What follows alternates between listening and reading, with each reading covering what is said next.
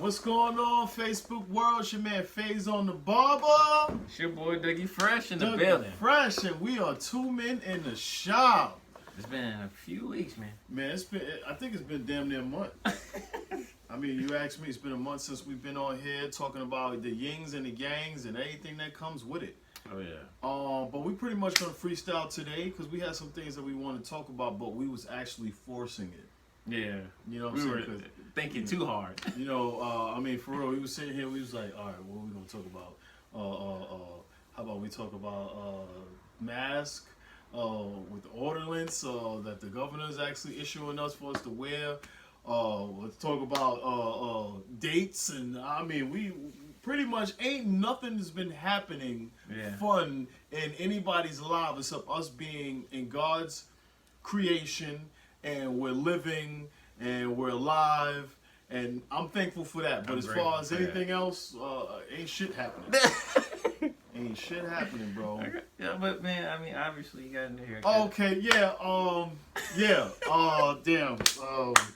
He threw that one right at me. That was you said this. Last time you guys seen me, I had a mohawk, which was the dopest thing in life. Shout out to my used to be barber. And I ain't throwing no shots at you. It is what it is.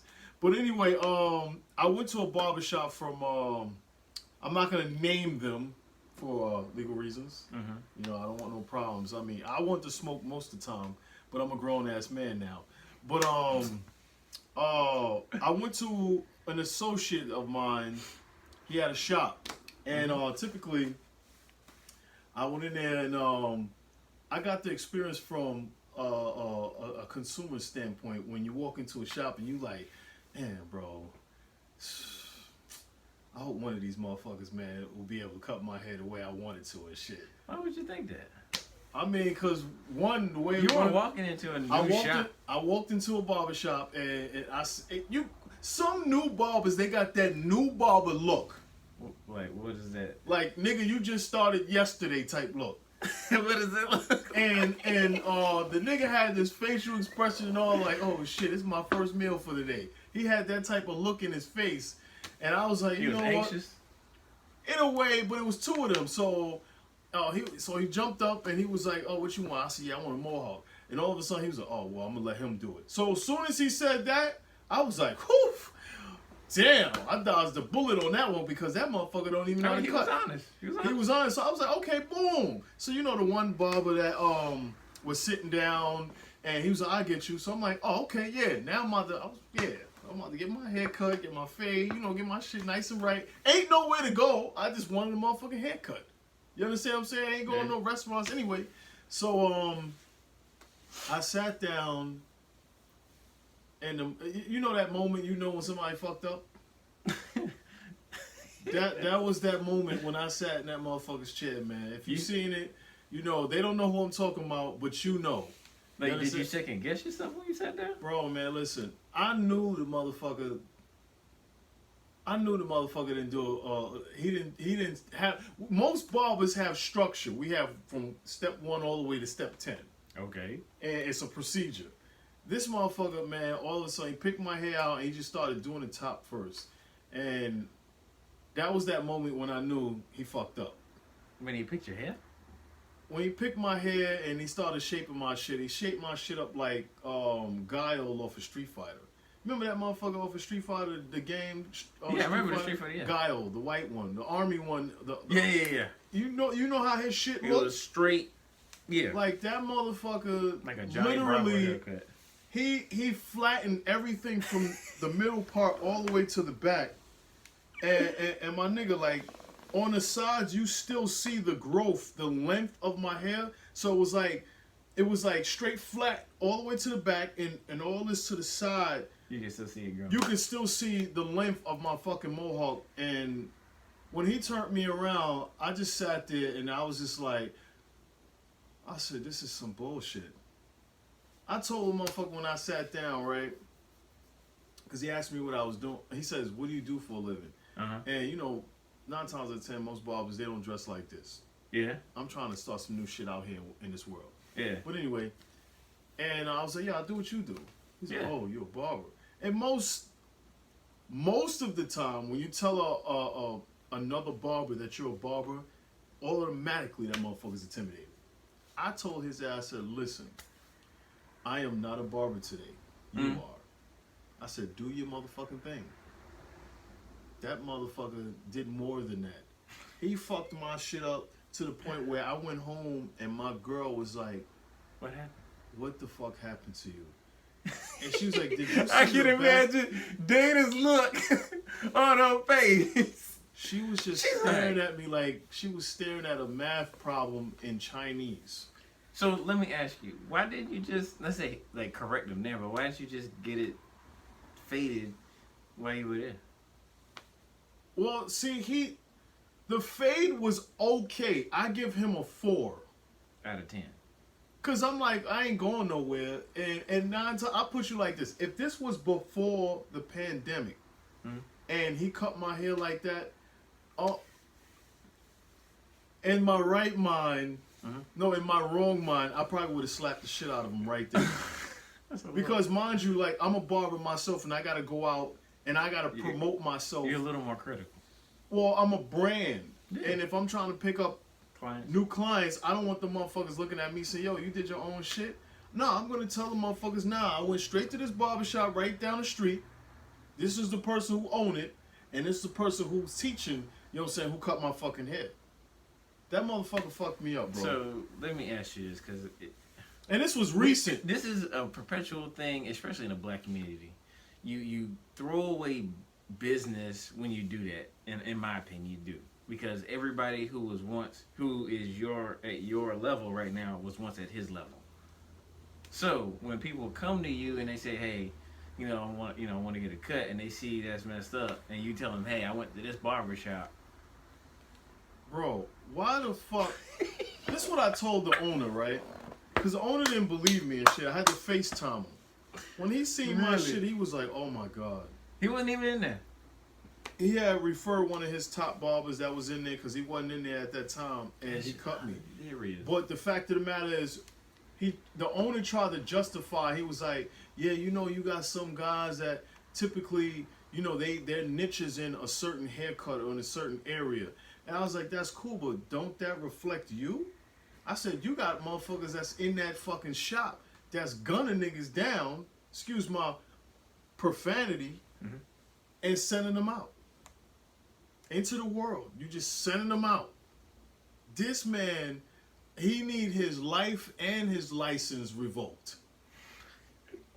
I mean, straight up and down. Like, I just didn't get it. And check this out, bro. I know there's a mental problem with this dude, because you know what he did? He thought he was doing good because he took a picture of it. That nigga took a picture of his own Think about your time when you messed up. Listen, I'm going to tell you straight like this. When I first started, and I can remember like it was yesterday and shit, right? Oh shit, that's probably wifey and shit, because if she's calling me on that one, she's typically technical difficulty. We got a technical difficulty right now because I'm actually getting an incoming call from my girlfriend. Give me a second. Just give me a second. Yeah. No, don't pause it. No, okay. We gotta give the world the full thing. Okay. Hey, honey, I'm at a podcast right now. Okay, well, the pants that you wanted to take back, they can't take the ones without the tag on them. I pretty much I knew that. Just give it to him, donate it to him, tell him it's for good cause. No, we're not gonna donate them. That's it. Well, leave him on the floor. No, I'll bring it back. I'm not wearing them. Okay, bye. Give me some sneakers. Buy me some sneakers. I love you too. Buy me some sneakers, yo. Oh, shit. All right. I love you. Ain't nobody freestyling. I'm not out of pocket. All right. So, where was I? Goodness gracious. More difficulties. I'm trying to tell you,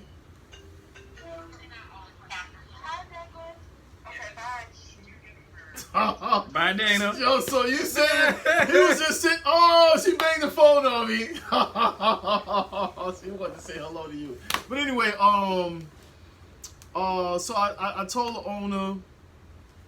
Typically, my thing is this, and I don't mean this with disrespect, because the last time I remember fucking somebody up, I was real young. I'm talking about I was real young. Mm-hmm. And I'm 41. I'll be 41 soon. And anyway, You remember you fucking up somebody's haircut, and you were young. you know, today one of these podcast days where a motherfucker like, you know, I don't give a fuck right now, yo. You know, and shit. Hey, I'm just listening. I'm just responding. Nah, I mean, I'm just like, I'm just saying. I'm like, listen, this dude. the reason why my hair is like this, the way it is right now, for two reasons: for professional purposes, because I got some things coming up soon, and two, one of these barbers fucked me up. Which I'll never ever go to him, even if I'm on my dying bed. And I was like, listen, this haircut needs to be a life changer. Because he ain't going to change my life. I'm just going. You feel what I'm saying? That motherfucker, I wouldn't get him to cut Jesus. You understand what I'm saying? I mean, he's going to grow with experience, man. He has to do more. I think he's in his late 30s. Mid-30s or late 30s, one of those or something like that. And, I mean, I don't know, man. I mean... Think about it this way. Colonel Sanders didn't get big until he was 65 years old. He was... You're dealing with the public, bro. He's dealing with the public. He was dealing with the public, too. My thing is this, right? If I can't do something, I am not going to touch or tap into that. That's just a fact. So the dude that was honest with you and said, hey... I'd rather have went to the dude from the beginning and had him work with me than this dude, because he said he knew what he was doing. The fact that he was honest, he was just like, yeah. I've been in the shop 3 times, and every time I'm in that motherfucker, he look at me because I know that he fucked up. And I sit there in the chair and I dab him up. What's happening? Wow. Even if he was the last minute and I was going on a red carpet and I walked him through it, I would wear a hat. I swear to God, I would. I got you. Me, shoot, my hair. I ever since you cut me, I let that thing grow out. I mean, the sides. Look, I just grew it out for about a couple of weeks, but the top, thick, man. Yeah, shit's crazy, bro. I mean, it wasn't as bad as when I first came in. It was all poofy. I mean, you know, it's almost like this. Your haircut looks messed up because you're not. No, it's not messed up. It's just ugly because you ain't getting no haircuts every week. Yeah. You know what I'm saying? You wait every month. That's why your shits look like, you know what I'm saying, Richard Simmons. The Geico. You know what I'm saying? Yeah. That's what I'm saying. You know what I mean? You know, if you get a haircut every week, you wouldn't have to worry about it. You be like, you be like, yeah, my shit is official. You know what I'm saying? But, you know, that's your man Doug for you. Yeah. You understand what I'm saying? That's what he do for himself. I mean, let me ask you. I thought about this too. The haircut that you gave me a newfound sense of confidence in myself. I appreciate Is that that. true? Is that true? Yes, it does. Because man, listen. I had this one guy. And I appreciate the skill that you put into your craft. Thank you very much. Like, I'm gonna tell you how. I'm gonna tell you how that feeling that you actually felt when I cut your hair. It's that same feeling when I'm not even gonna name this guy that used to cut my hair, and I think I used to get beside myself because when my girl would call me and shit, right, like how she did right now, and I'm in the chair, I felt like I was sexy. I swear to God. I mean, I was sitting there and I didn't even want to talk to her. I'm like, babe, listen, I'm getting my hair cut right now. I'm shining and shit. You know what I mean? You I'm going to the FaceTime mall. her in the chair? Yeah, yo.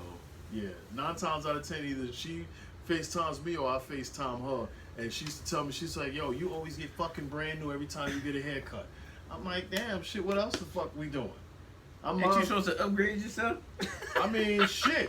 But it's that feeling when you know you just like, oh my God, man, this motherfucker just definitely transformed me. You came in a homeless man and you left out a motherfucker working in corporate America. God damn it. You know what I'm saying? That feeling is awesome. It is. You feel me? Because I was like, man, the added twist when you said you gave me the sponge, and I was like, man, that thing look good. So I went out and got me a sponge. Boy, before it got really big on top. And them twists. That's the tip of the iceberg right there. That's the tip of the iceberg. That's the tip of the iceberg, man. Really? Yeah, man. As soon as you get that nice blend, you get that line, and you take the little bit of the what do you call it, the product, and put it in your hair. And you take that sponge and you spin it. And you sit. I spin like, it for I spin mine for like 15 like, minutes. Oh shit, bro! I'm going on a date with wifey. These motherfuckers are gonna see my haircut. I swear to God.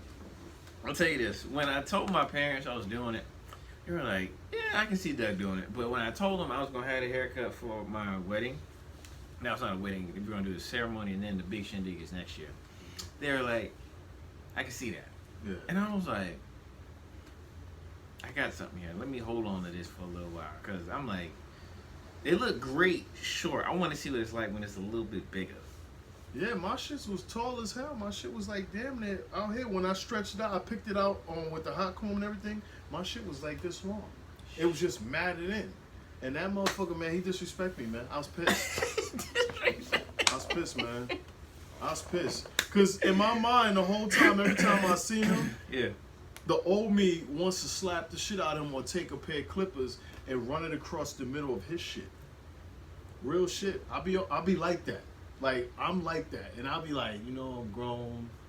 I'm like, this motherfucker don't know. Because I tell you back home, motherfuckers take their haircut serious, man. In New York? And I'm pretty sure this is anywhere too, but in New York, we It's a profiling thing. bro, man. I tell you straight up and down, and I'm not exaggerating.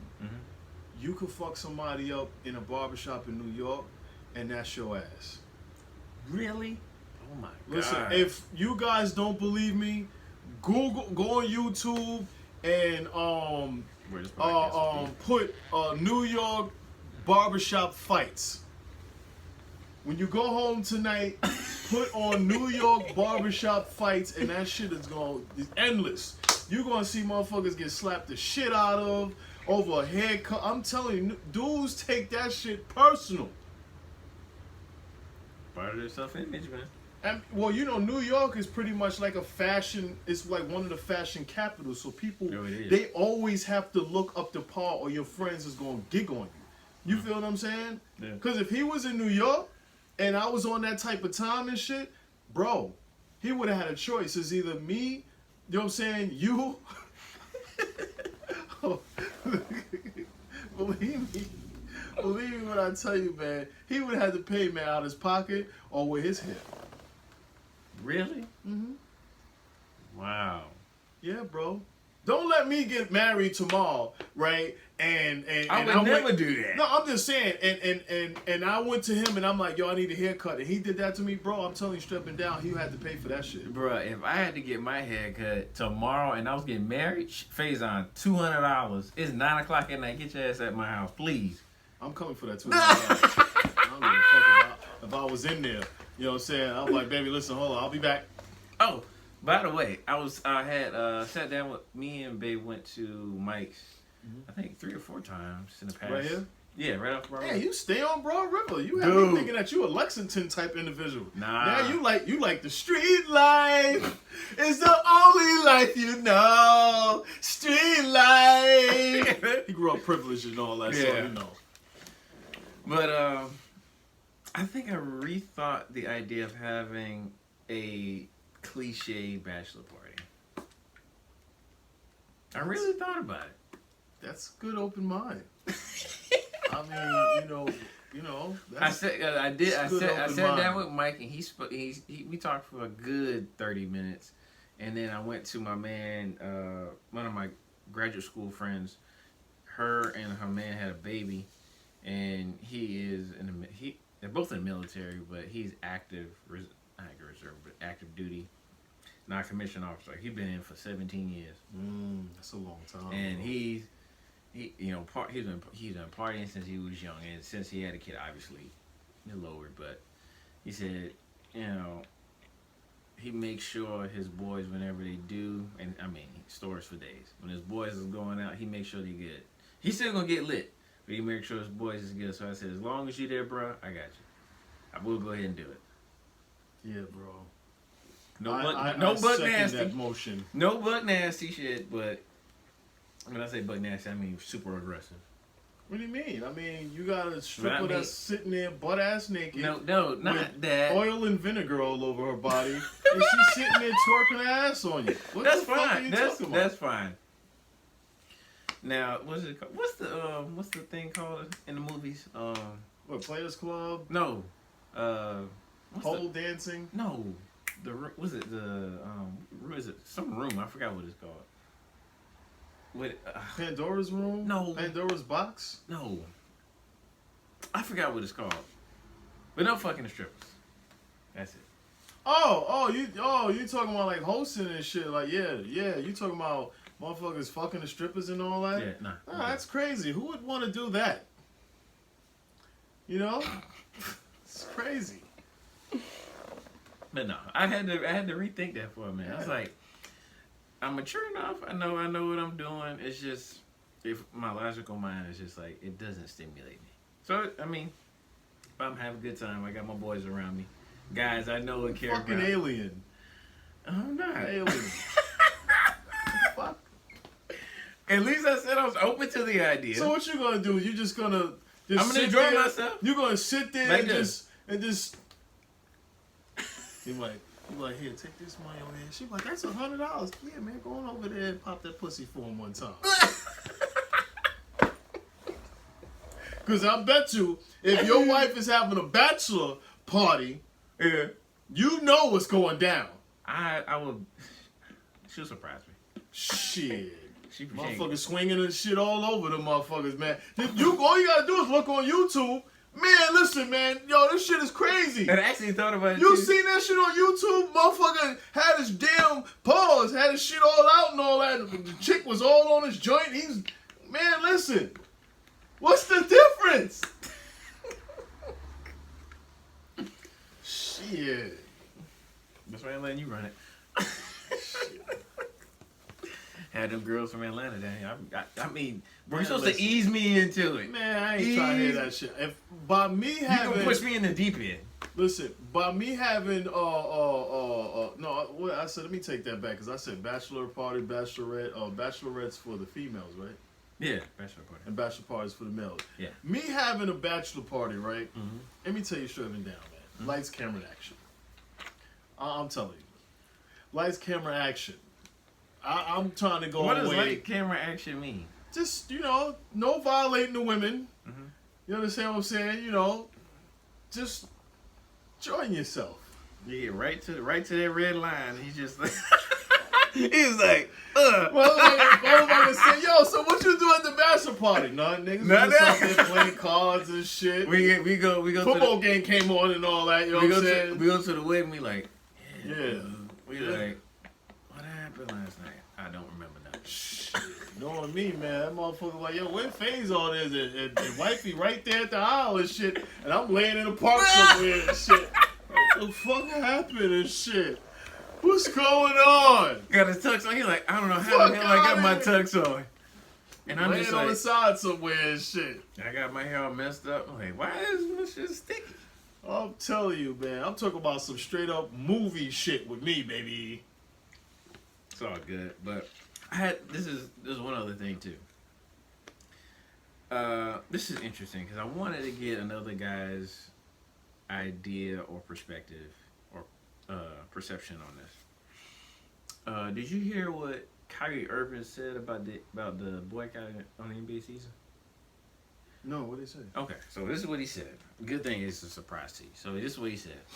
It was in response to what LeBron was saying, hey, that we should, start opening back up. This is right a week or two after the George Floyd incident. And LeBron was just like saying, hey, we want to, get back out here and start, getting people together. everything. Kyrie said, "Nah, we want to hold off and let the NBA know." And I mean, Commissioner Adam Silver has been pretty adamant about this blacks, making sure that they fund programs, inner city programs, and stuff like that in relation to what's going on. But for the most part, Kyrie said he wants to boycott the season and have I forget, it's like the what the ABA was back in the day before it became the NBA. Mm-hmm. Same thing, just a black league, like a black basketball Well, league. what's the name was trying to do that? Ice Cube. No. Ice Cube. But that's for like the old guys, right? The guys that Nah, are hell retired. no. He's trying to start his own league. Oh man. Yeah, Google this shit. Okay. Ice Cube I thought talking it was just like getting all the retired guys together. Hell no, man. He's trying to do his own league. Yeah. Mm-hmm. Man. So what you think? Should they boycott the season and start their own league? I mean, It's an interesting thing. I mean, honestly, I don't know, because it's like if you do it, who knows what's gonna happen? The news might go fucking crazy in a positive way or a negative way. If they don't do it, then they talking about, oh man, there's nothing to do. We don't have no entertainment. It's just crazy, man. And nobody want to do what's best for the world. You know what I'm saying? Whatever you do, just do what's best for the world in a scientific matter. Facts or results driven. Right. I got you. You know what I'm saying? You ain't got the COVID-19 because you've been doing a lot of coughing in this morning. No, You sure? like first of all, I'm not outside like I used to be when I was working. Because by you being inside, you lowering your immune system by just being in. Mm-hmm.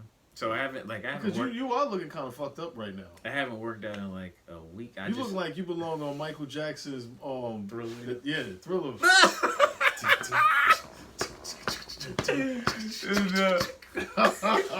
Nah, like I haven't worked out in like a week, bro. And yesterday was my first time getting out and doing a run. Oh, word? Yeah. Damn. So I was. Yeah, I get you, man. I was like, man. And I don't know what. I guess it was just I was so busy after work. Shit, you got to get it in, man. Shit, I was at the gym yesterday, man. I was hitting that bag. What's it look like in the gym? Oh, well, I go to Brick House. Really? Yeah, man. Right off Huge. Yeah, I go to Brick House now, and it's we're not really in there like that. You know what I'm saying? No, there's only one guy. He's a teacher. He's a big, tall black dude. He's a teacher from R&E. And I don't know if he's there probably around 5:30, 6 o'clock. He got like a little beard. Yeah. He got a little funky looking face. I mean, I don't pay no attention, but it's probably me and him. And I'm just saying. But anyway. Yeah. I know the people. I was hitting that bag, and I still got it. I mean, I was keeping my core, my breathing, under Control. under wrap, and they was like this.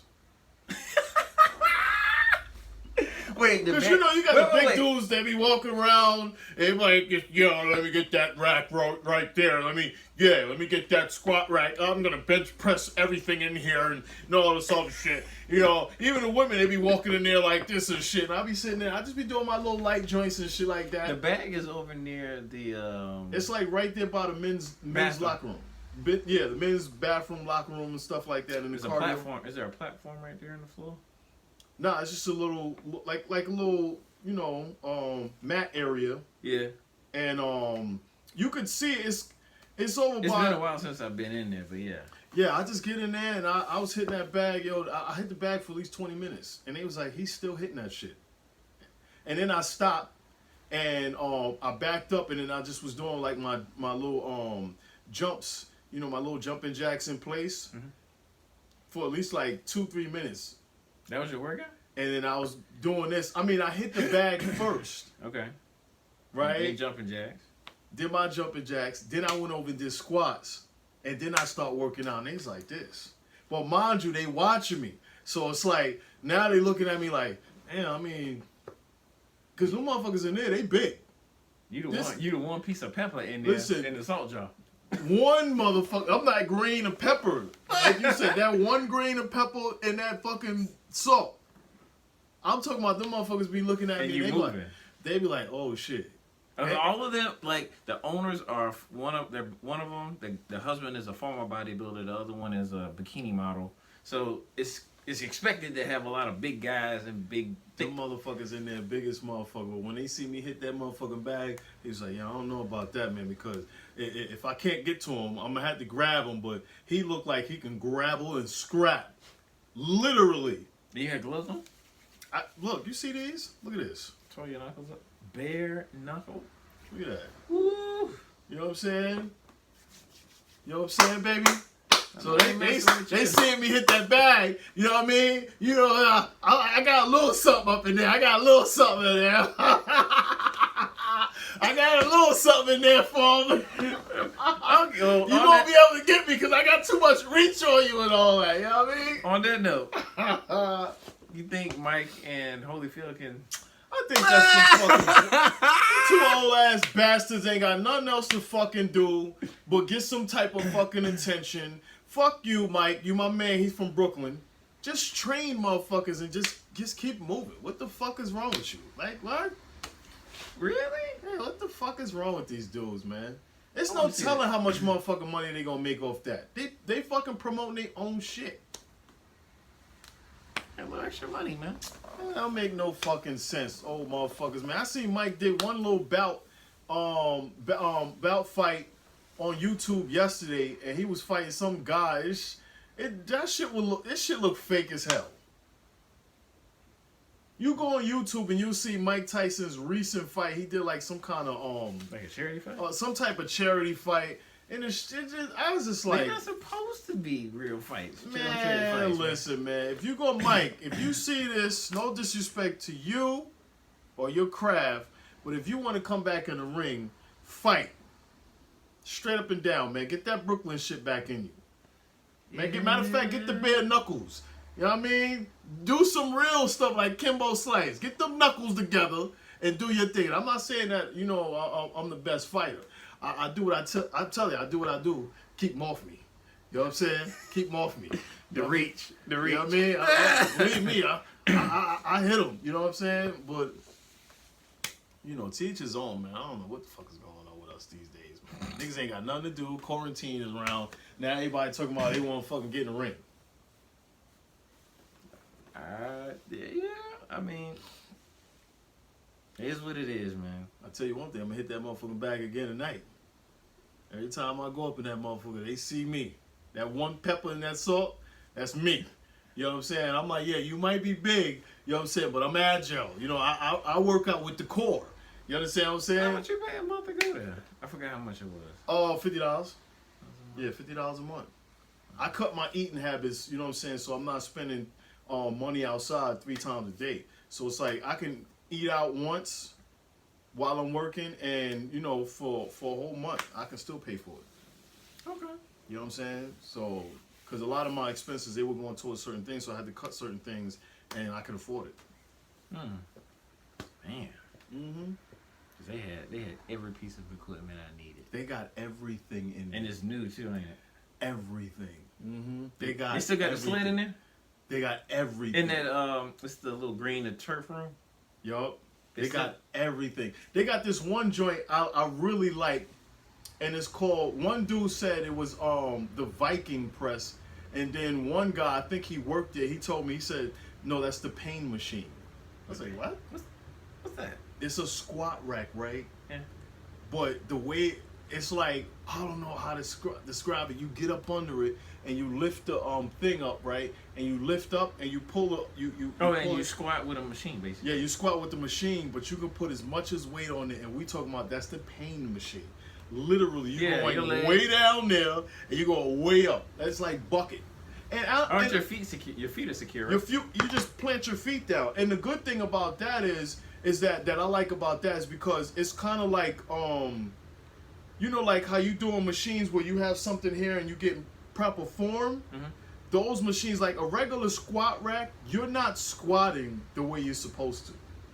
You're not, because most of the time when you're doing squat, you're overarched. You're overcompensating. You're using back and you're using lower back. Mm-hmm. You're not using all your legs. Yeah. You understand what I'm saying? So you're using everything, you know what I mean, when you're supposed to be just working out just your leg area. Yeah. You know what I'm saying? And I love that pain machine, believe me. Do you use it? Yeah. And then you could, you don't have to use it for squat. You could use it for shoulder press too. Yeah, because they got the handles right here, and all you do is you put one leg back this way for stability, and one leg up like this, and you put like two plates, one plate here, one plate here, 35, 35, and you just press them shits like that, and you just go straight up. That's just nothing but arm and shoulders. Man. Mm-hmm. Got me tempted. Them band workouts, boy. Most of the motherfuckers that's in there, no disrespect to them, yo, they're gonna feel that shit after a while. Maybe 5 to 10 years right now. You see what happened to Ronnie Coleman? You could be in that motherfucker lifting everything, and in 1 minute your leg might do something, or you might get distracted. I mean, dude got two neck and back surgeries. I was like, damn. Yeah, that's just too fucking much. That's too much. And when you heard his Joe Rogan his pocket, I was like, damn, bro. But I mean, he had it legally, so. Nah, I get in But there. that's a freak, dude. That was a big motherfucker. 1,000 pounds. That was a big motherfucker, bro. He can front squat 800. Yeah, baby. Lightweight. Oh my. Lightweight. Man. That was a strong motherfucker, man. And he ain't take no drugs. We are descendants from God, bro. Descendants from God. And he actually started at like 20. Yeah, that motherfucker. 20 something. Yeah, that motherfucker. So you starting at the peak of your age. Mm-hmm. All your testosterone and hormones is there. Mm-hmm. Nothing else. Nothing else, man. He fucked up still. I mean, he's good, but he's not really all the way. He still work out, but he don't look the same. Yeah, like I think he like the Netflix documentary they did on him. Dude had the crutches and he was getting Yeah, that shit was crazy. his back surgery. Back surgery. Damn. Whew. And I said, when I felt my back after a while, it was getting real tight all the time. I was like, yeah, I got to stop squatting. I can't do that no more. I mean, not going like crazy like that, because it's like that shit is gonna affect some nerve or bone in your body, and then after that, you ain't gonna be able to work out. You done. Yeah. You got a herniated disc, nerve issue. Yeah, man, fuck all that shit. I get in there and I just exercise a little bit. I ain't trying to get bigger. I ain't trying to get on no He-Man shit. I ain't trying to do none of that. I try to just keep these motherfuckers off me. So if a nigga gotta, you know what I'm saying, if a nigga gotta come up here and hit him with the motherfucking Ali and shit, you know what I'm saying? I'll be able to get him right off me. Don't box me in a motherfucking corner, man. You ain't gonna like the outcome unless you can fight. Besides what's going on at the shop, man, how's the relationship going? I mean, relationship's dope, man. Yo, Even during quarantine? You know she's gonna be working in here. Really? Yeah, she started working in here last week. You know, she got all her license and all that straight. Really? Wow. Yeah, she's gonna be in here. I'm cool with it because, you know, there's more people in here. I'm tired of being this motherfucker by myself.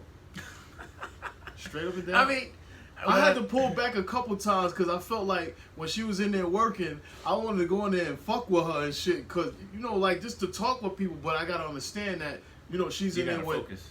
Yeah, and she's in there with another woman and she in her world or whatever the case may be. So I'm just like, all right, whatever. I got you. Dude, my relationship, it was great prior to quarantine, but even during quarantine, like it got even better. And I was like, I did not expect that. Like when I say like our goals, vision are pretty much aligned, because I can, and it's no offense to couples out there, but a lot of people get together with the idea of you love them and you want to be, there's something about them. But my thing is we've taken a deep dive into our relationship, what we really want to see out of each other and as a couple. And that's why I think most folks, when they see us, they act, you know, like there's something about y'all. I'm like, They can tell, yeah, you just got that aura. and I'm like, and I say it's not hard. It isn't difficult. You just have to set aside time to look at the relationship and what you want personally and what you want as a group. And you have to ask those hard questions. Yeah. Well, not just ask those hard questions. Got to be able to, you know, like understand and not be too quick to, you know, react to those deep questions and them hard questions. Because a lot of times you can sit there and you can ask a person a question and a person get offended. And you like, no. And prime example, she ain't gonna be mad at me, but I don't give a damn, you know. I'm a rebel without a cause, baby. And I'm gonna admit, because you know I'm a vulnerable individual. Don't get it twisted, man. I'm not that guy. I'm like that sometimes. Well, You should be. Should be a little vulnerable. We supposed to. I mean, especially if you're trying to convey or express something off your chest. But this is what she told me. She said I have controlling issues. You do. I do. Hmm? I do. Be honest. I'll tell you that. What the fuck? You do. I can tell. What the fuck are you talking about? I can tell. Yeah, that's fucked up. Don't you? Dude, it ain't that hard. Supposed to be my man's in them. Fuckers. I'm not siding with her. This ain't scripted. This is some shit. I'm not siding with you. I'm just letting you know. From being a neutral observer, I can see. Well, I'm gonna admit that she was right, but I didn't expect that coming from somebody else side of my fucking relationship. So you're gonna have to give me an example. Like, give me an example.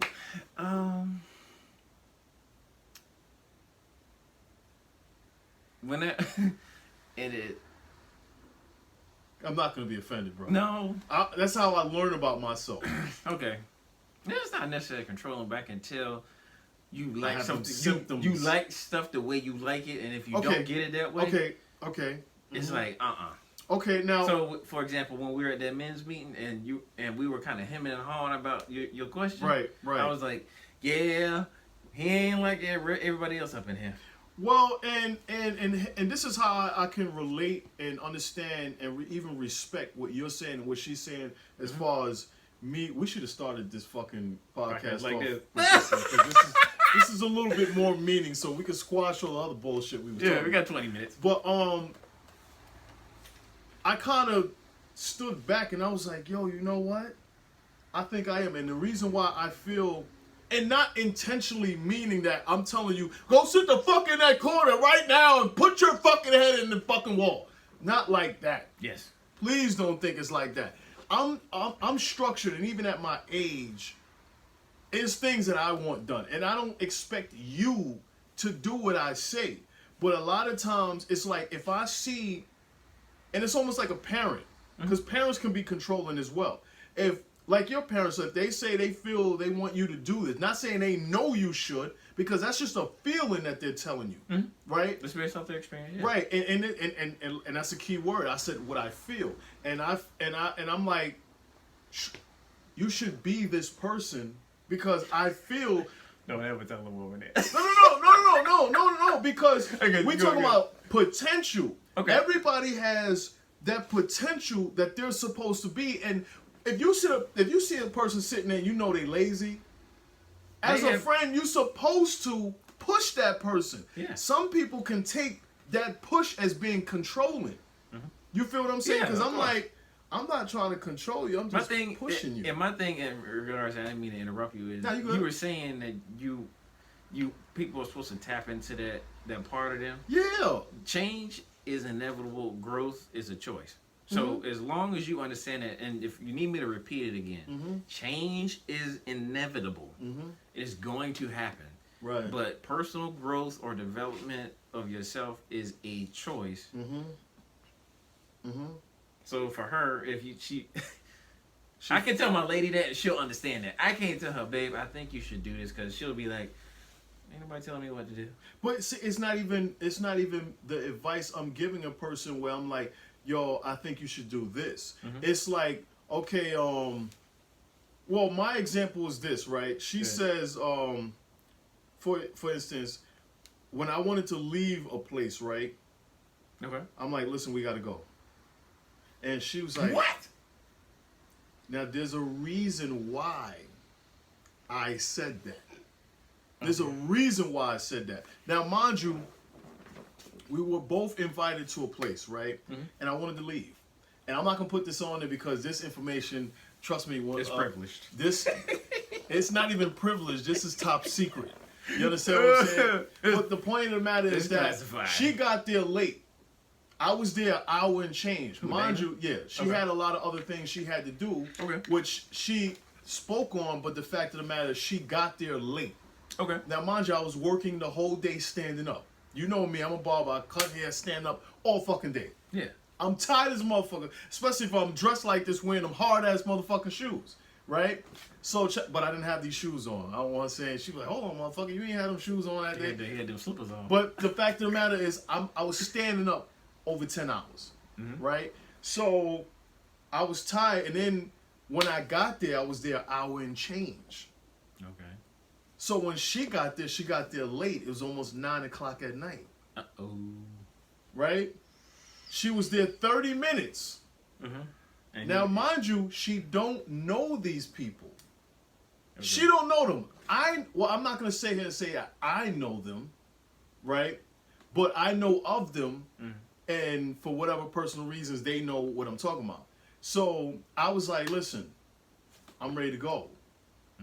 And I'm thinking that, okay, if we a unit and you don't know these people, that's, evident. It's more of a reason to leave. Like, all right, we out. She was like, nah, I just got here. I want to do my thing. And I'm like, what? And she said it in front of these people. Now, we're going to sit there and give her the benefit of the doubt because she's my chick and I don't run her. But the fact of the matter is, I was trying to bring a clearer perspective. Yeah. I was like, yo, you don't know these people. So I ended up leaving and she stayed. That's okay. She don't know these people. She want to get to know these people. Yeah, but, okay, and you know what? Okay, I'm not even going to sit there and try to convince you, but I'm saying, would you leave your wife around people you don't even know? She don't know? She don't know them at all. She just met them. I mean, for real.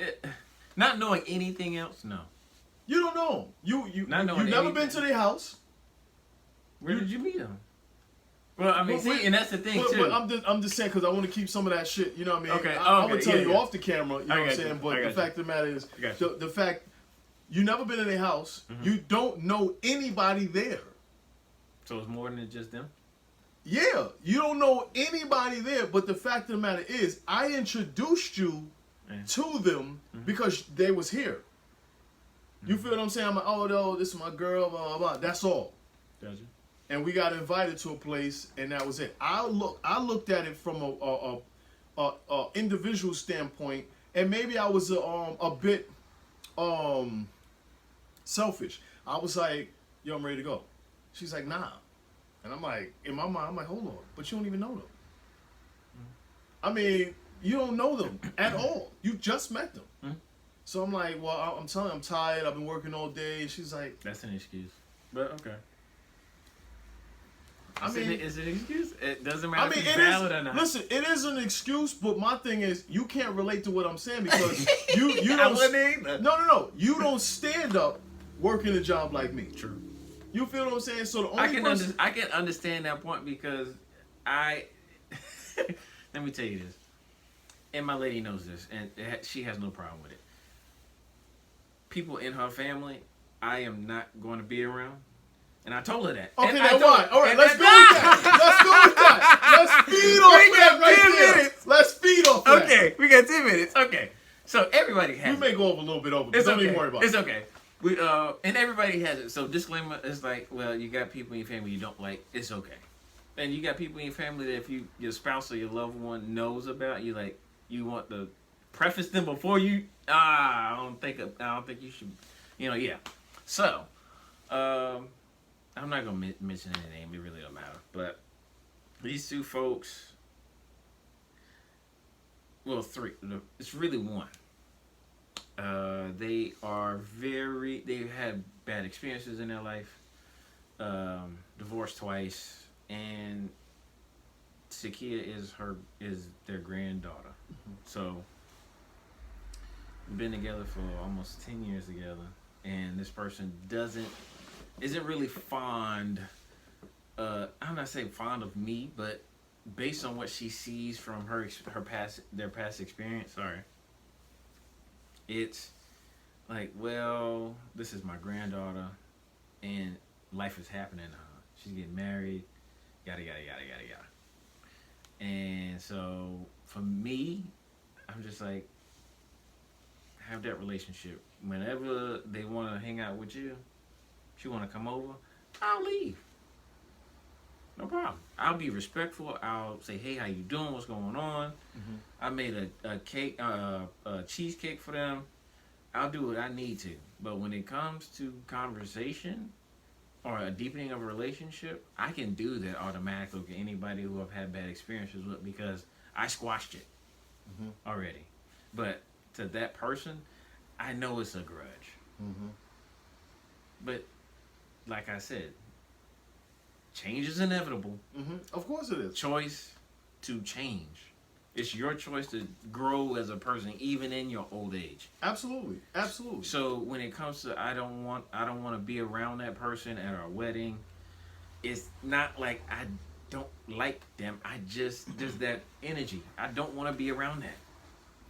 And you don't have to, but at the same time, This is an obligation because this is new family. You're not. But what I'm saying is, you're not in control of your wife and how she feels and what she's saying, what she do, or who she be around.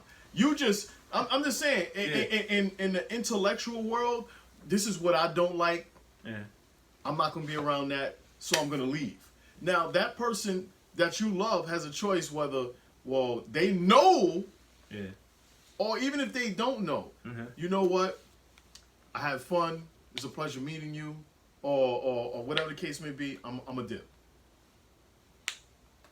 It's just my thing, especially now if my chick, she knew The person or the people. Yeah. I'm like, all right, well listen, I'm gonna be at the crib. Don't even worry about it.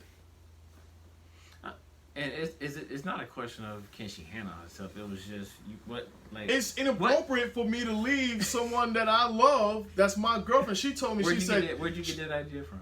What do you mean? Where'd you get that idea from? That you can't leave.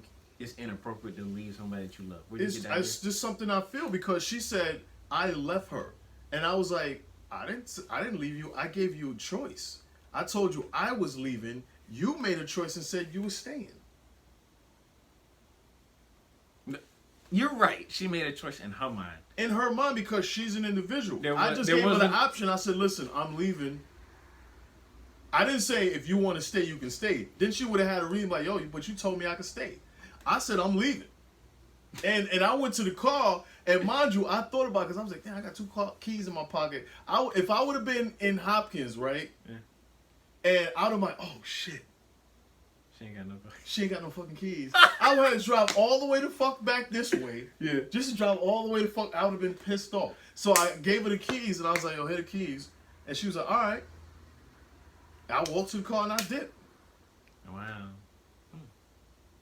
You feel what I'm saying? But she's saying that, you know, and I was like, you know what?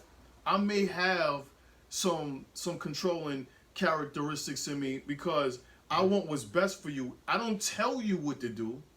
I basically put you on. So me putting her on, she don't want that. She don't like me telling her, yo, this is what's going on, because she feels as though I'm controlling her. And I was like, well, can you give me an example of me telling you what to do? Because you're a woman, you do what you want to do. Remember, it's men are from Mars, women are from Venus. And I've learned over the past 3-4 months how the mind works, especially in regards to gender. Still learning. In regards to gender. My lady and women generally, this is not to placate the idea that women are emotional. They use the right side of their brain. Mm-hmm. There's no logic in the right side of the brain whatsoever. They call it the emotional side. It's the emotional side of the brain that is creative. Mm-hmm. So she made up in her mind the choice, I'm staying, and you made a logical decision to say, I'm dipped.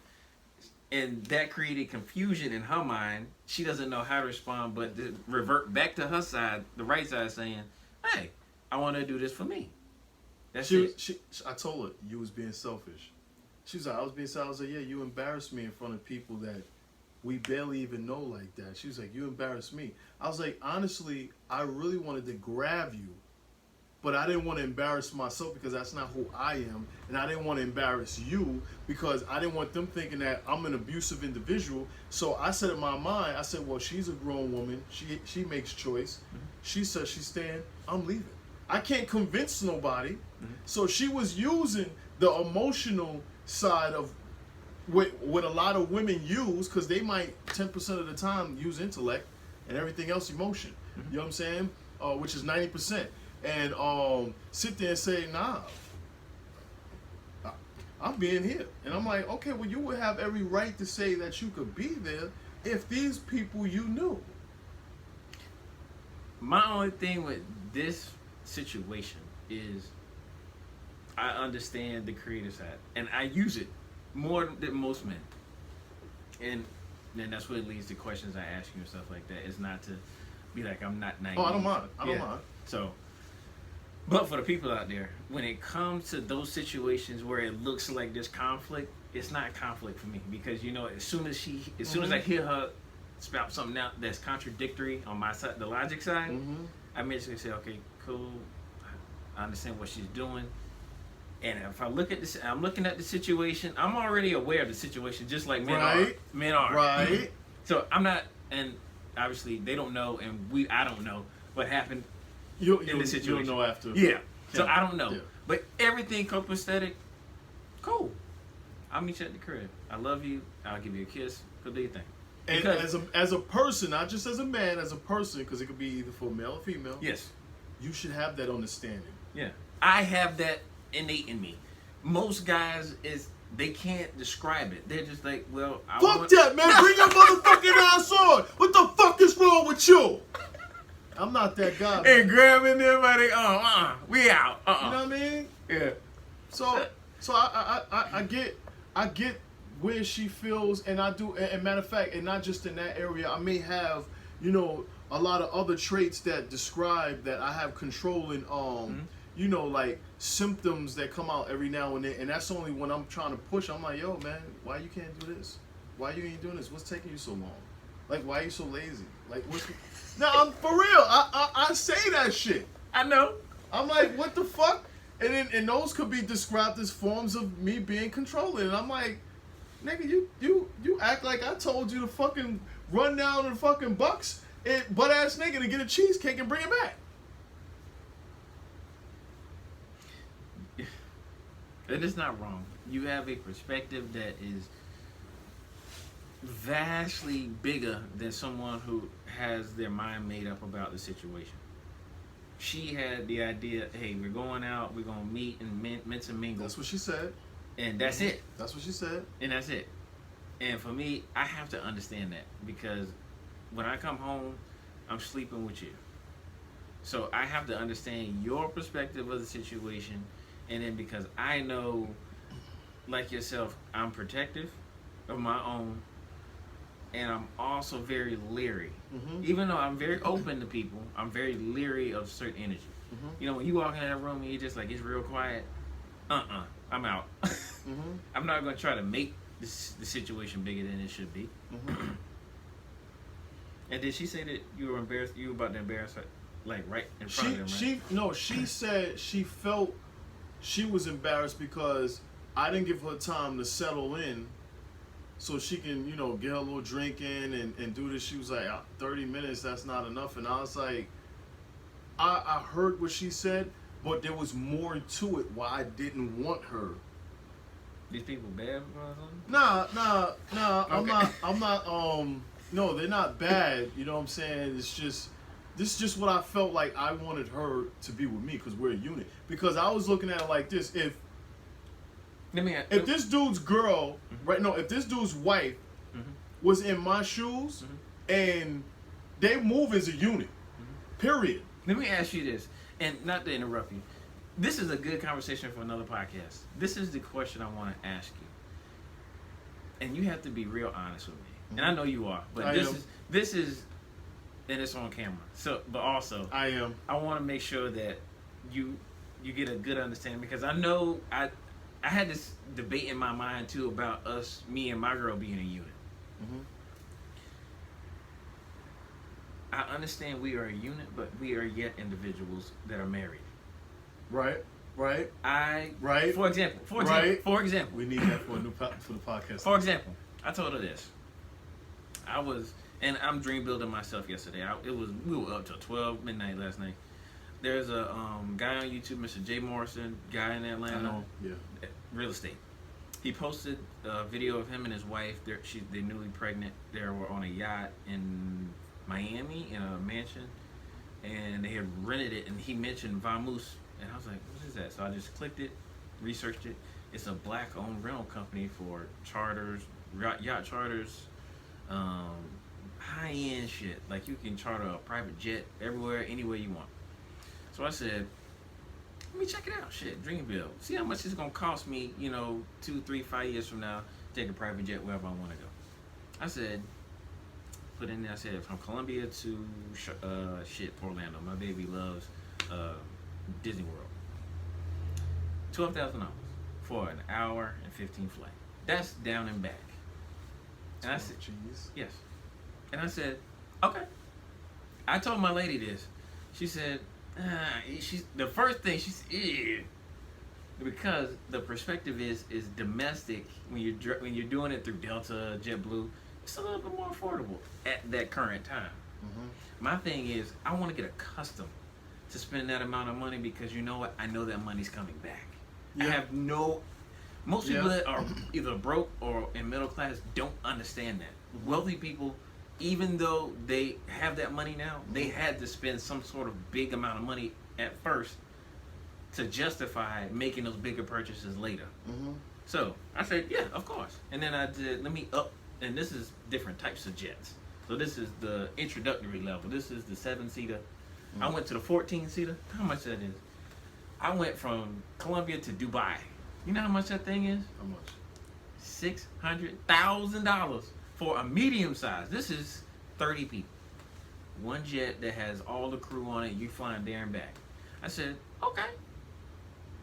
In my mind, I made up. In my mind, I made up. I know I'm worth that. I put in a lot of work inside of this. 600,000. And I said, this is more than the mortgage of the house that we want. The mortgage on the house that we want is $450,000. I said, okay. Because they got people out there that'll blink their eye and said, that's it? All right. Exactly. And I'm not saying that to be like I'm bragging that I'm gonna have that amount of money. Well, first of all, if it's 600,000 to do that, that's your charter plane. Yeah. You don't have to pay that. That's your only thing you're doing is paying for the flight attendant. Yeah. To fly that motherfucker. Yeah. The captain and all that. Yeah. So my thing is I have to get accustomed to making decisions like that. And when I showed her that, I showed her the picture. I didn't even show her the price. Right. She was like, babe, and I said, hold up. And I said, hold up. And she got a little flustered. And I said, babe, calm down. This is when I had to explain to her, babe, you have this amazing ability to visualize yourself attaining anything that you want, the money, the atmosphere, the friends that you want. You have to see yourself making bigger and bigger and bigger decisions for yourself. It does not matter what other people think about you spending $12,000. And I told myself, I will spend $12,000 for me and my lady to go by herself. But I said, I want to take my family, my mom and my dad, not to brag to them or show them that their son can make it. I want to show them that even at 50-something years old, you can still make bigger money, bigger decisions for yourself, and live the rest of your life the way you want. Shit, I'll be that in 9 years. Ain't that some shit? You can do, and you can still do it. 9 fucking years. You can do that. I know I'm 27, but hell, I'm grateful. You ain't no fucking 27 years saying? old. For real? Yeah, 27. You 27 years old, bro? Yeah, 27. There's people that's younger than me that making that amount of money. What the fuck? And she got upset, bro. She got upset, and I said, hold on. I said, hold on. Why are you upset? And she, you know what she told me? She was like, babe, I don't want you to make that. I don't want you just to make the decision for me. And I said, of course, babe. But what I want to see you do is to expand your awareness. And I told her, I said, the other day before I mentioned this to her, I said, babe, I'm so grateful to see you and so proud of you to see your mind expanding, even when you're home. This is 3 months she's been home. Mm-hmm. She's working, she's doing a thing with her business, she's expanding. And I said, babe, you have to get bigger. But see, as a leader, it's going to come off that way. Mm-hmm. Like, you're a leader of that family. When you get married to and you have your family, you're going to be that leader. Not saying that, babe, you can't offer your input, but that's just the mentality of a leader. And she does this to me, and I never say anything. And I one day, and I know she's gonna watch this, and she's gonna one day say, "I'm so glad he never." And I told her, "Babe, I will never ever." And I told her this from the beginning. I will never ever tell you not to do something. As long as it's positive, do it. She told me the same thing. And I said, as long as you are growing, I'm not gonna say a damn thing. You want to spend $200,000 on a car? Go. That's your choice. You wanted that, spend it. I mean, I know. I know your idea. $200,000. But Yes. I mean, if we're making that money and it's coming back as passive and residual, fuck it. Yeah. When you have that faith in your business and that idea that money is not just this tangible thing, it's a concept. Money is literally just a concept we made up. And you know it's out there. It's an endless supply of money. There's 7 billion people that's gonna make money along their lifetime. There's no way that you can't make money. So why are you so in this mindset of scarcity, like I can't make it? Because it starts here. So I told her, babe, you are making grand steps that most people will never make in their lifetime. And as long as you can portray that to someone else, I guarantee you, they will give you their trust and their respect in their business all day, every day. But see, it's. But she was still in that. I just don't want you to. And I said, babe, I understand. And I said, I left it at that. I wasn't trying to spend an hour trying to explain it. Yeah, cause I gotta learn to stop explaining myself. Me too, dude. I'll spend an hour explaining it. I'll tell you something right after. It was so, and it's physically it's not a bad thing, but it's physical with us. And it was an hour-long conversation. But then we slept on it, and we woke up the next day. We were like, what? Why was we arguing about that? I don't even know what the fuck y'all was talking about, but y'all was like, all right. Yeah. I mean, I get it. You know what I mean? But I'm learning, and I told her, I was like, I recognize what you're saying. I'm going to try to tone it down, when it comes to you doing what you want to do. I never be like, yo, this is what you can't do. You know what I'm saying? I just got to understand that sometimes I expect when you at a certain plateau and you keep climbing, you expect when you look down, you like, yo, follow. But now I understand. You have to let her make. I gotta let her do her thing. Yeah. You know what I'm saying? Like everybody has their own thing, and I'm like, all right, Their own fuck it. time. And I said to myself a long time in our relationship that I felt like I had all the knowledge in the world to grow us financially. And I said, let me back up. This girl knows something I don't know. And she taught me something. She literally knows something I have no idea how to do. Like I told you, she can visualize. And I'll tell you this on camera. She said in 3 years she sees us with $12 million. I don't know how the fuck she see that. She sat and she can meditate for 10 minutes. And she sees so vividly a screen this big in front of her, on her forehead, 6 feet away from her. She can see our house, us at our house. I'm glad she got that vision. And that's the type of vision that she everybody would should want have in a person. That's the type of vision. And that's the thing is most people think the vision is I want that, and that's great. But take it a step further to where you can almost physically see yourself doing it. And I said, thank God I'm with her. So I said, babe, I said I'm gonna keep pushing that because I need her to grow that.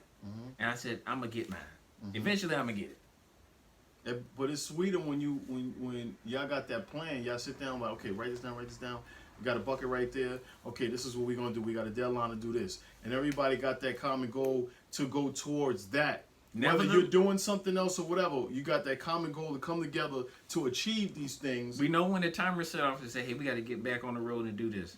That's it. But we can always veer off. And that's what I wanted to make sure is that you and Dana can know that y'all can veer off, even though you know y'all a unit. Because I know she want to work back there. She's a woman, but, we're working on each other. Let her be creative, bro. Ask her what she want. Oh, I got Ask her what she really, ask her to write down what she really want out of life. Yeah, she had a vision board. No. Ask her to write down a list of things that she wants. I guarantee it will surprise you. My lady wrote down some stuff. It was freakish. We had some of the same shit on there. I never asked her that. I don't know what it is. That's what I was trying to get at right there, because it's like whatever you write down, it has to come true. First of all. So I'm like, what are we doing? That's my form of what she may be feeling that I'm controlling. I'm like, what are we doing? Like, if I'm the person, I say, okay, this is what I'm doing. I talk about You're my naturally plans. inquisitive too. I am. I talk about my fucking plans every fucking day. Because I got to constantly remind myself. Yeah. It's auto-suggesting that this is where I'm going. This is where I'm going. And I know that I'm working towards everything I speak on, and she knows this. So when I sit there and I'm like, okay. Let it happen. Yeah. Dude, you got to let it happen. My lady, she passed me in this. She got 21, and I call them confirmations. They're not affirmations. The stuff that she already has within her that she knows is coming. She just has to tap on it. She got to tap. It's just the hustle mentality in me. I can't get rid of this shit, man. And she told me, babe, just start doing it. And I said, okay. She ain't hard on me about it. She's like, babe, just do it once a day. You'll see a difference within a month. And I said, okay. And we did that. I burnt an image of myself that I don't want. And I wrote down what I wanted. I write it down 50 times a day now. If it's late at night, I'm writing it. If it's early in the morning, I'm writing it. And I realized yesterday, I said, I don't even remember what I wrote down on that paper. And I said, that's it. That's it. It's that simple. Write down the result that you're getting now. Burn it. It's symbolic. You don't need to do it, but do it anyway. It's symbolic of you burning away permanently what you don't want. Put the result down on the paper 100 times in the morning, 100 times at night, 50 times a day, whatever your hand can handle. And do it for a month, 2 months, 3 months. Watch that happen. Doesn't matter what it is. Your mind will come up with reasons for you to get it. If it's a business, a friendship, a podcast, it'll happen. It'll happen, man. Just keep being consistent. Yeah. So allow her to be consistent, man. You got And to. you know what? And you know what? I put my hands up because I love her. Yeah. I'm having patience with her, and it's not saying that she's not doing what she's doing. She's doing. I'm just different. Some people do things, a lot quicker. So I'm just having patience with her. Yeah. That's and all. it's teaching you something. Patience. Men never want to admit that. I know I need patience. You know what I'm saying? It's just that I'm from New York City, and it's like, instead of waiting on it, we go out and get it. I've been like that for the longest. So I'm learning because I'm not in New York City, but I still have that type of mindset. This is a good one too, and Please I'm don't prolong because I got things I got to do. I know. This is the last one. And this is for everybody out there too. When you say y'all going out there getting it, realize, and I had to learn this too. Hard work is not the answer to success. It really ain't. I've seen too many successful people that don't work as much as I do, and they work 3, 4, 5 hours a week. Granted, leverage. They leverage a lot, and that's the key. But you first have to understand that you have to get the idea that hard work is not always the answer, and it never really is the answer. Now I'm gonna quote Napoleon here before we go. Leaders like us, who we understand that hard work is never the answer because, and we make decisions. We change the way we make decisions, if at all, very slowly.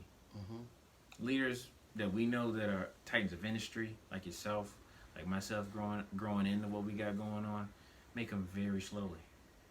We don't change them, if at all. Hard work is never the answer.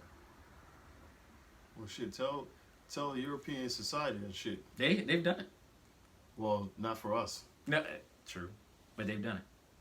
They've done it in some ways that make sense, But for the most part, yeah, I understand where you're coming from. But that should be. I love you, shorty. I love y'all. Talk to you later. It's your man FaZe on the barber. Biggie Fresh. And we are 2 men in the shop, and we are out of here.